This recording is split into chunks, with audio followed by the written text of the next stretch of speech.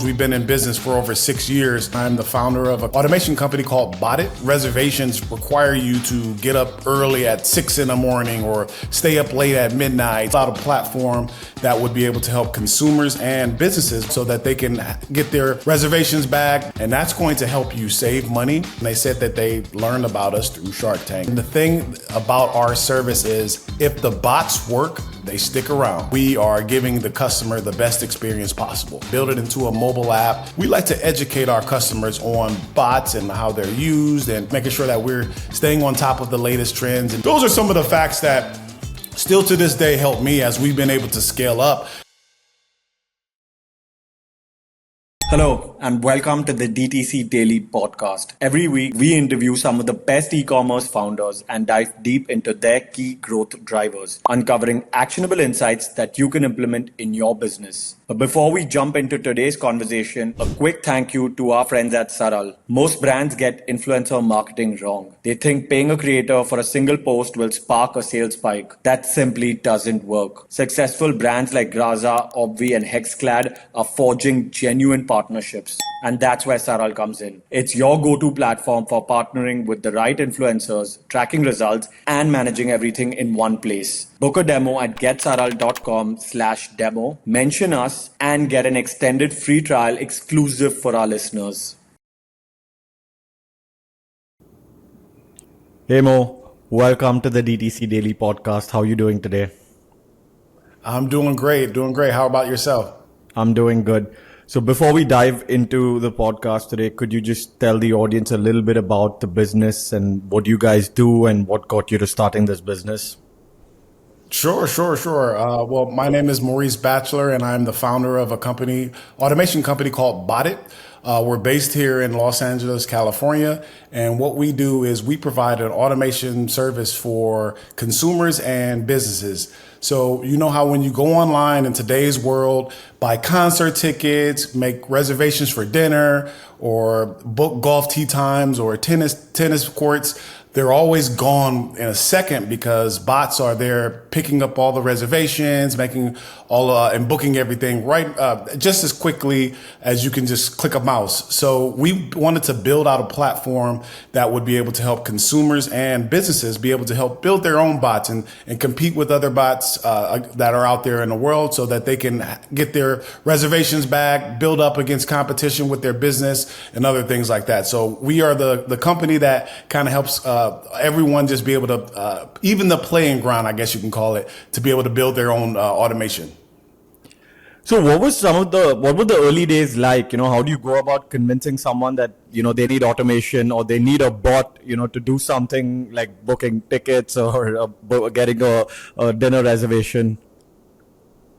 That's a great question. I think what started us out was the fact that it was easy for people to be convinced to use our service because they were the ones going through the pain point of not being able to get that reservation or not being able to book a reservation for golf or anything like that. So our service was kind of a no-brainer for people that were going through that pain point of being able to go online and have that bad experience.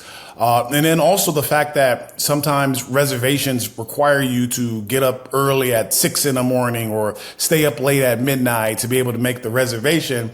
So, us being able to build this kind of a virtual assistant in a way to be able to help you automate a lot of those processes that are tough to do. So bringing customers on board was fairly organic and easy, just for the fact that we were helping out a major problem that still exists today. But just as long as we've been in business for over 6 years, we've been helping out consumers and businesses be able to fix that problem. Awesome. I do remember recently we actually had the Coldplay concert that was happening in the UAE as well as in India. And I also got on the platform to try and get some tickets. And in India, I was at 1 million in the waiting list. It was crazy because we had, I think, about 10 million people it's something like 15 million people that got onto the platform to try and get tickets for 3 or 4 shows. And I was at a million in the wait list, and probably went down to about 500,000, but then go. So I'm guessing something like that, a product like this would have probably helped in a situation like that. Absolutely. So what would you say has been the single largest growth driver for your business? The single largest growth driver for our business is us listening to our customers. When we built this platform, we didn't want to build something that was specifically for the founders and what our thoughts process. Yes, we initially built this platform with our. We saw the problem that existed in the world and with bots and different things like that, and hard to compete with other bots. Yes, that was the premise of what we built the company, but we like to listen to our customers. So the features that you see in our platform today are just feedback that we get from our great customers that, they give us suggestions or notice issues. We're all ears when it comes to hearing feedback, and our team shares that information with our support. Different bugs that they see that's in our system. They're happy to give feedback because they know that once they give us that feedback, we take that very seriously. So that's kind of been our biggest driver, is that our platform is built for our customers, and still to this day, we listen to our customers and build out what exactly that pain points that they're going through, so we can build the features in. And could you walk me through a little bit through the journey of once you acquire the customer? What's the experience like? Because building a bot does still sound a little complicated. So what's the process like? Absolutely. And that's the beauty about our platform. It does not require any technical background or coding experience or anything like that. A consumer would, let's just take golf tee time. That's one of our popular bots that are set up in our platform. So if you have a course in mind that you like to play, you will go on our platform, just register. And then you'll just say, hey, I'm looking to set up a bot for golf. Click golf, and then you'll select the course on the list, and then bam, you're set. You're all good to go. So you can set up a bot within seconds. And we do this across dinner reservations, tennis, pickleball, golf, concerts, all the different things that you want that typically are hard to book online. We're able to do that and set you up in a quick second. Now, if we don't support that specific reservation or dinner reservation or golf course, what you can do is just fill out, answer a few questions. Actually, what's the name of the course? What's the link to the course? And what are some of the steps that require to book the booking? And then our system will be able to automatically sync those things together and be able to build that out for you. So that's it's very simple, very basic, setting up a bot in our system. And that was the whole purpose. We didn't want to build something that was complex or that you had to download some special plugin or anything. Just right on your mobile phone or right on our website, you could just answer a few questions and you're all set and ready to go. So you actually answered my next question as well, which was going to be that, every restaurant, golf course, concert is probably going to have their own booking platform, which is going to be, completely different from the other one. So my next question was actually going to be, how do you manage multiple different platforms? Because the checkout journey in each of them is going to be so different. Absolutely. So, and this is where the AI part comes into our platform, where a lot of our bots build themselves. We've been able to build a platform where we've been able to, where the bots will see exactly what site that you provided it and be able to track and see how it needs to build itself. So if it needs to go click these buttons, make these changes, or type in this information, it's able to start building it itself. And then the customer will then have the parameters that the bot will be going through, such as the login information or the time they're looking to book. Then they can just simply plug in and change out those different parameters so that it's customized specifically for their needs. So the way we've been able to scale up so quickly and support so many different variety of booking systems is our system is very intelligent. It builds itself. And then some bots we do need to set up for example, businesses. Some things need to be set set up with some custom changes to it. But majority of the time, 80-90% of the bots already built. All we need to do is just make some minor tweaks if we needed to make any manual tweaks at all. But most of our system is all automated and uses our powered AI to be able to build out the bots. So one of the things you mentioned, which you obviously said is your largest growth driver, your key growth driver is basically listening to your customers. Yes. Could you just walk me through that journey? And I want to actually dive a little deeper into that, because I think one of the biggest mistakes a lot of DTC businesses make is they don't listen to their customers, or they don't have a process in place to kind of talk to them and then implement their feedback. Could you walk me through the journey of, from collecting the feedback to implementing it? What does it look like?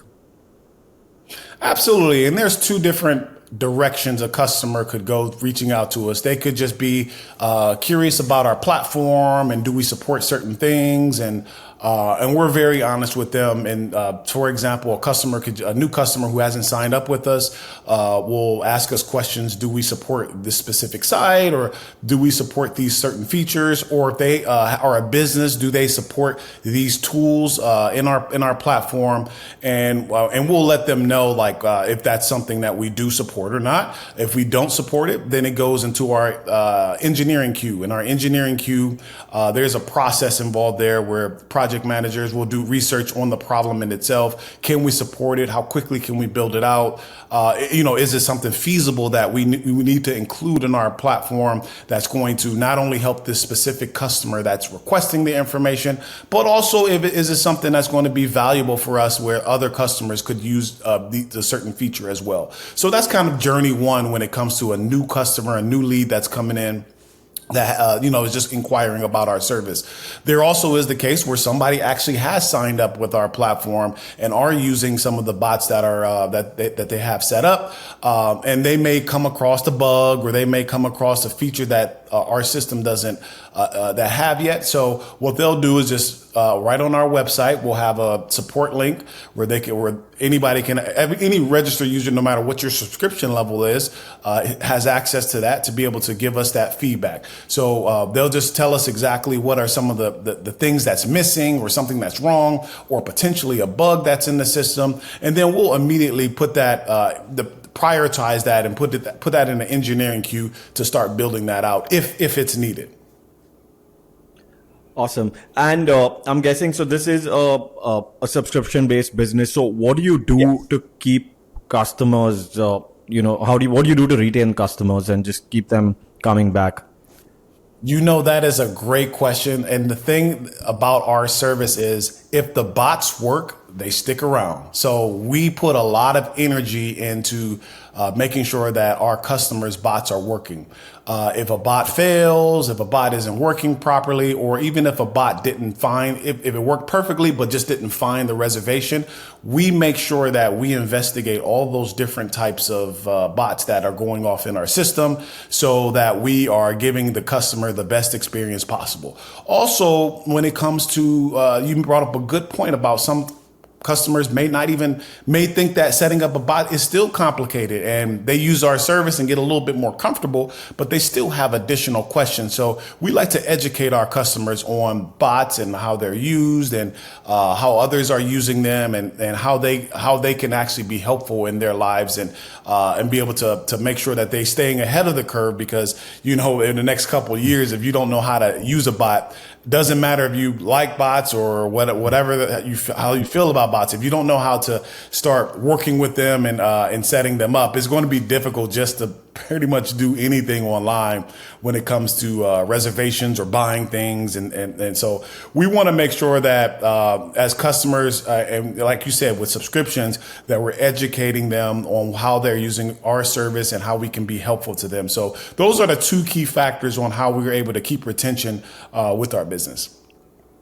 And I wanted to touch upon your customer acquisition strategy. What are you doing to acquire new customers?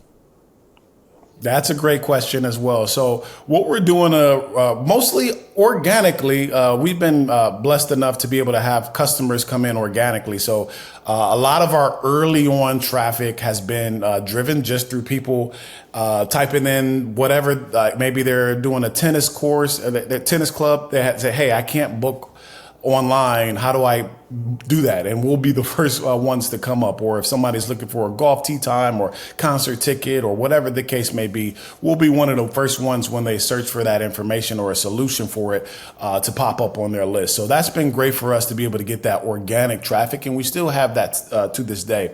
Also, social media. We really play social media, play into that, and make sure that we're staying active on it. And also being a part of, making sure that we're staying on top of the latest trends and different things like that on all the social media platforms. So we stay active with that. And also, and just as I'm sure you're aware, we were on the show Shark Tank. So Shark Tank is a big driver for us, and it really exposed our business to the world. So we get a lot of traffic still to this day. And we were on, season 15, episode 3.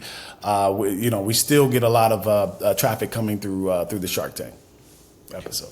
So now that you touched upon Shark Tank, could we talk a little bit more about what it was like post Shark Tank? Like, was there an explosion the day the episode aired, or has it just been a consistent, number of people that have been coming to the website?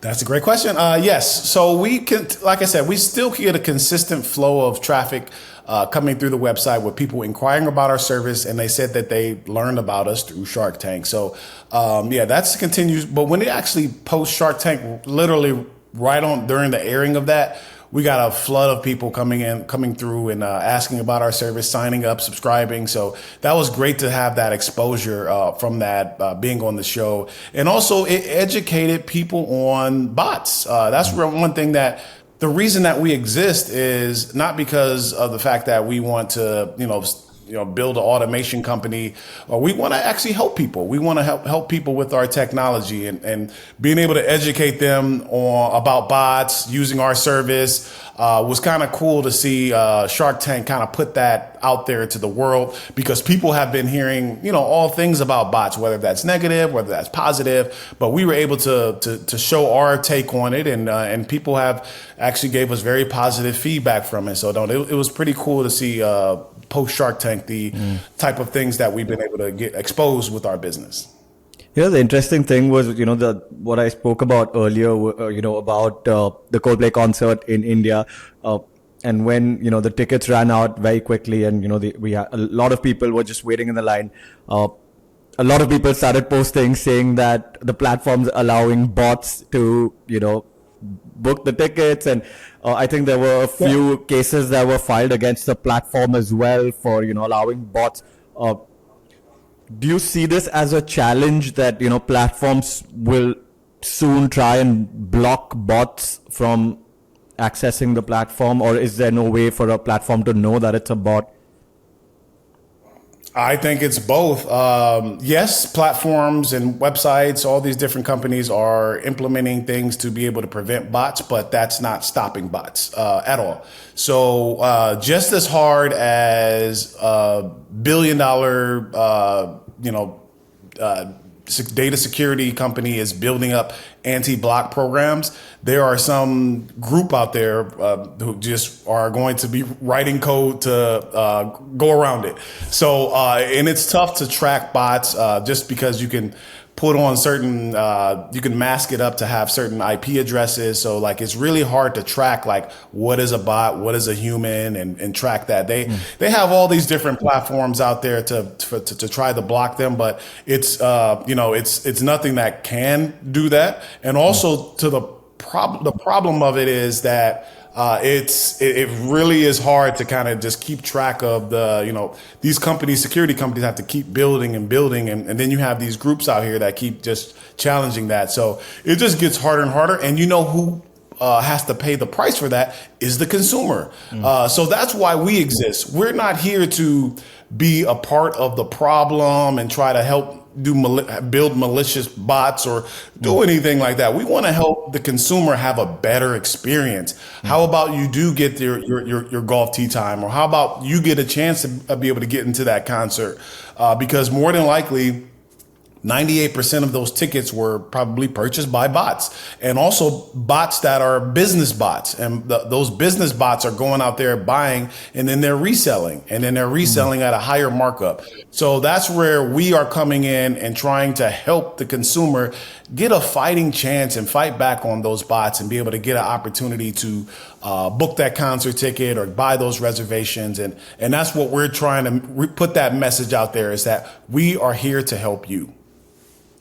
Looking back, what would you say would have been some of the, the biggest challenges that you faced as a business? I would say the biggest challenge is just really just continuing to believe what you are building, and continue just to fight through some of the low times, which could be financially, which could be some challenges with your software. The early stages of our business was just really just trying to figure out, like, what is that right mixture of how do we make it easy for the consumer? We are a very, very technical, behind the scenes, very technical. But how do we build that interface for consumers just to be able to easily go on, spend 2 seconds to set up a bot and be able to go through that flow, and also be very powerful in the sense of actually get them the reservation. So having that right balance at the early stages of the business is just something that we really had to just really think through and figure out. And I think we found a good combination. But as I said earlier, our consumers have been very gracious enough to give us feedback and give us, different things that we should build in, and we've been listening. So that's kind of cool to continue to build on that, and we will always have that mindset. So I would say getting from that early struggle parts, just kind of figuring out that right pace and the right strategy and the right technology and that right balance just to kind of fit was one of our hardest hurdles to jump over. But with the startup in itself, I know you have a lot of founders as listeners. There are so many different levels of struggles and different things that you have to go through as a business owner. So, you just got to fight through them.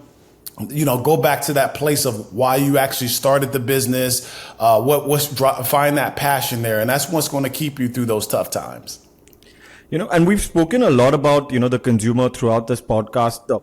Could you just talk a little bit about how the idea or the platform has evolved over time, and how the consumer's feedback has played a role? If you could share some examples of, what the consumer said and what you guys did to kind of, help them overcome those issues.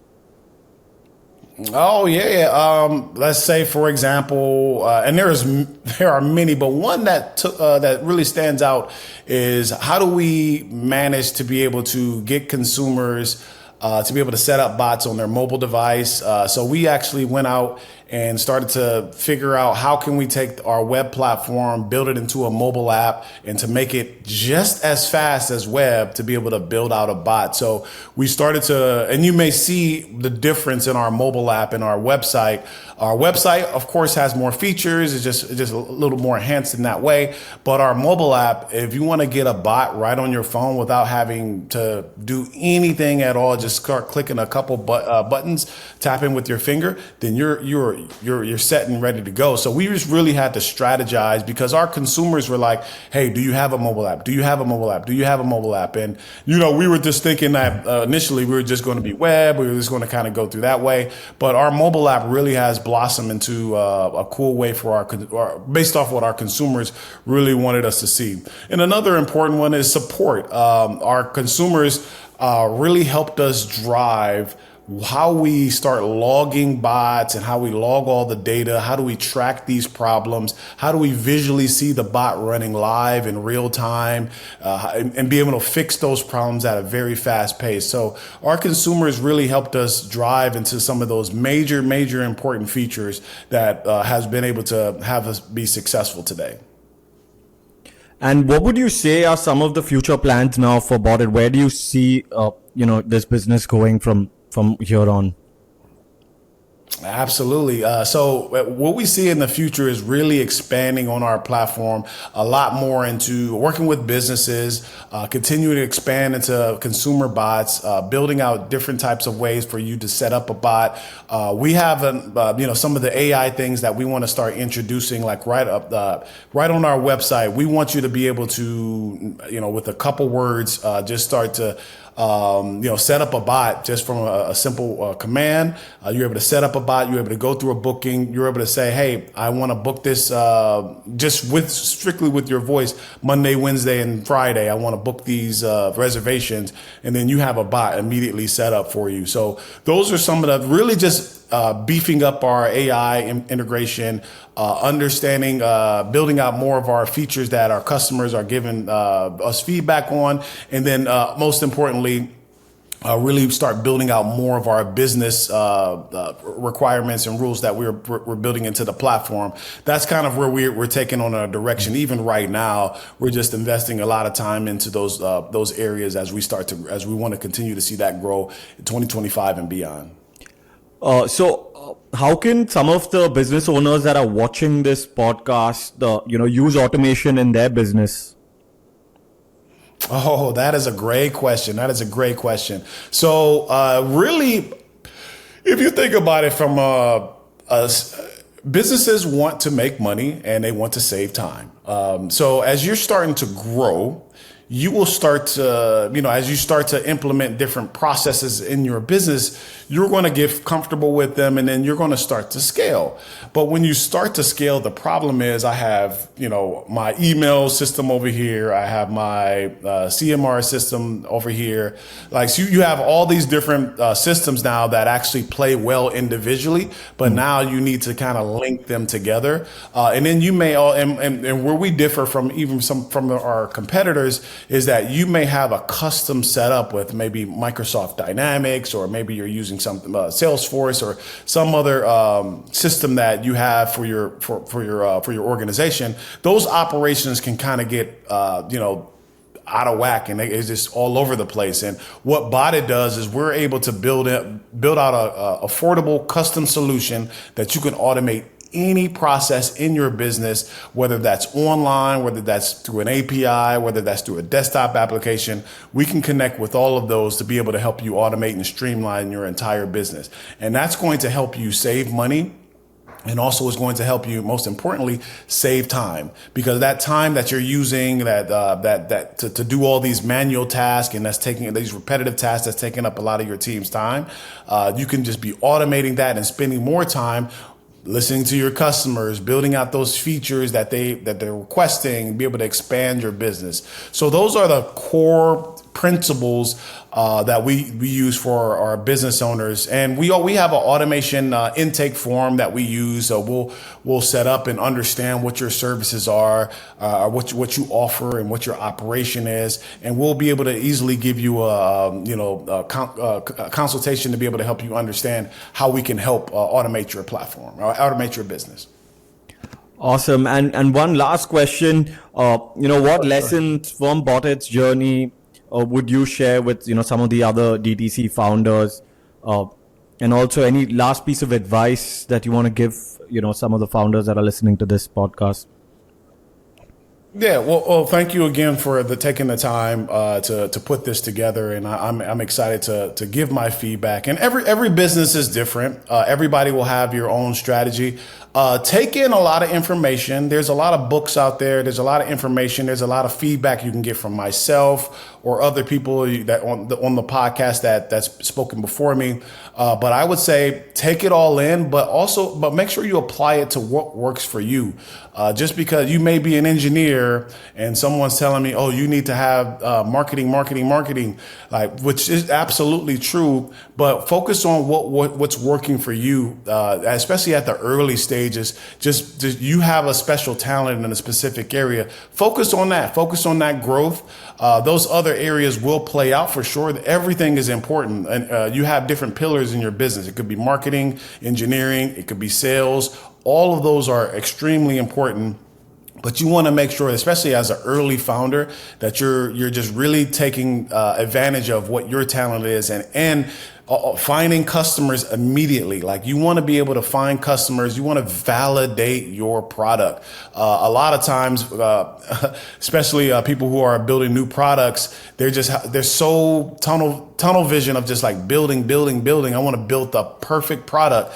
But guess what? You don't know if customers are even going to use that platform that you're building or whatever service that you have. So even if you're just building a sneaker or whatever the case may be, you want to get that positive customer feedback, see if people are willing to buy your product. And then that's where you're going to be able to understand like, hey, I need to either pivot and go in a different direction, or yeah, I'm on a right direction and we are on to something and people are willing to pay for your product. So being able to have an understanding of how to be able to say stop and go and go really fast and put your foot on the gas and really take things off, or when to press on the brake and slow down a little bit. Those are things that you really have to understand as a founder to be able to help you grow your business. And then lastly, there are going to be tough times with a business. There is no way around that. There's going to be struggles. There's going to be hard times, but you have to find out within yourself,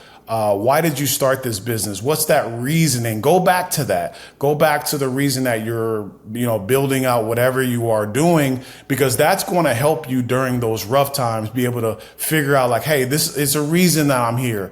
Granted, the business is growing in the right direction, but you're so busy and you're all over the place. Find those core things that really grounded you at the beginning to start the business, and that'll help you reel you back into really putting things into perspective of why are you at the position of the business that you are in because of that. So those are some of the facts that still to this day help me as we've been able to scale up, as we've been able to grow, and and we've been doing great with that. And that's what I always motivate our team with. That is just like, hey, we're here to help consumers. We're here to build something that's going to change the world. And just as I continue to say, we don't want to rest until we put a bot in every home and every business.